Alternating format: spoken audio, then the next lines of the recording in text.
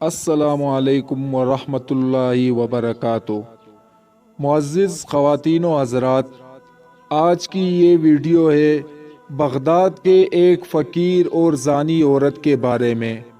Video کو آخر تک ضرور دیکھنا اور ایسی ہی اسلامی واقعات اور کہانیوں کے بارے میں جاننے کے لیے ہمارے YouTube channel your favourite T V کو ضرور سبسکرائب کیجیے گا۔ معزز خواتین و حضرات، بغداد میں ایک حلوائی صبح صبح اپنی دکان سجا رہا تھا کہ ایک فقیر آ نکلا اور دکان کے سامنے آ کر چپ چاپ کھڑا ہو گیا۔ دکاندار نے کہا، بابا جی آؤ بیٹھو۔ فقیر بیٹھ گیا۔ حلوائی نے گرم گرم دودھ فقیر کے سامنے پیش کیا۔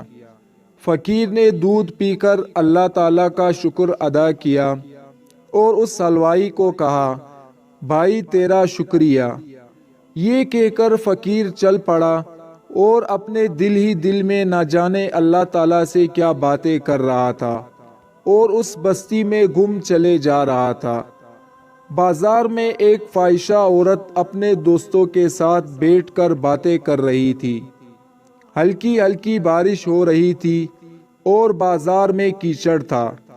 فقیر اپنی موج میں بازار سے گزر رہا تھا کہ فقیر کے چلنے سے ایک چھینٹا اڑا اور فاحشہ عورت کے لباس پر گر گیا۔ جب یہ منظر فاحشہ عورت کے دوست نے دیکھا تو اسے بہت غصہ آیا۔ اٹھا اور فقیر کے منہ پر تھپڑ دے مارا اور کہا، فقیر بنے پھرتے ہو اور چلنے پھرنے کی تمیز نہیں ہے۔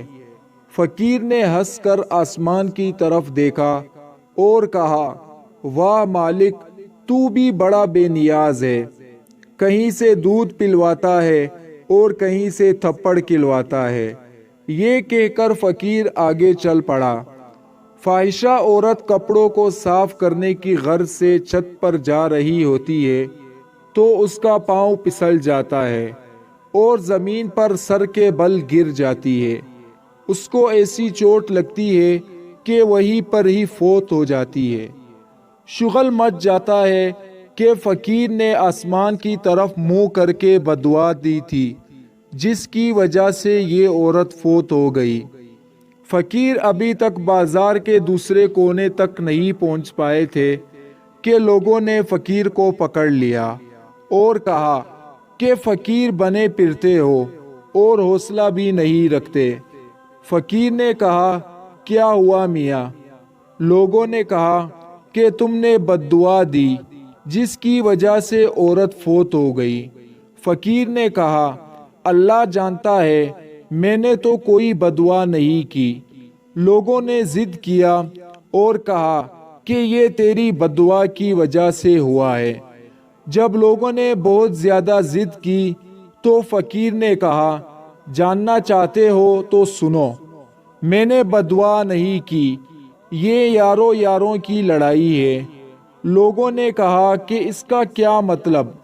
فقیر نے کہا، جب میں گزر رہا تھا اور میرے پاؤں سے چینٹا اڑا اور اس عورت کے لباس پر گرا تو اس کے یار کو غصہ آیا تو اس نے مجھے مارا، اور میرے یار یعنی اللہ تعالیٰ نے یہ معاملہ دیکھا تو اسے بھی غصہ آ گیا اور یہ عورت اپنی جان سے ہاتھ دھو بیٹھی۔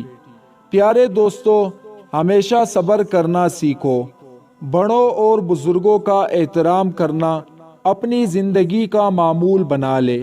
یقین مانیں کہ اللہ تعالیٰ آپ کو ایسے ایسے ثمر سے نوازے گا جو آپ کے ذہن و گمان میں بھی نہیں ہوگا۔ اللہ تعالیٰ سے دعا ہے کہ وہ ہمیں اس واقعے پر عمل کرنے کی توفیق عطا فرمائے۔ اس واقعے کے بارے میں اپنی قیمتی رائے بذریعہ کمنٹ ضرور دیجیے۔ پسند آنے کی صورت میں واقعے کو لائک کرنا اور اپنے پیارے دوستوں کے ساتھ شیئر کرنا مت بھولیں۔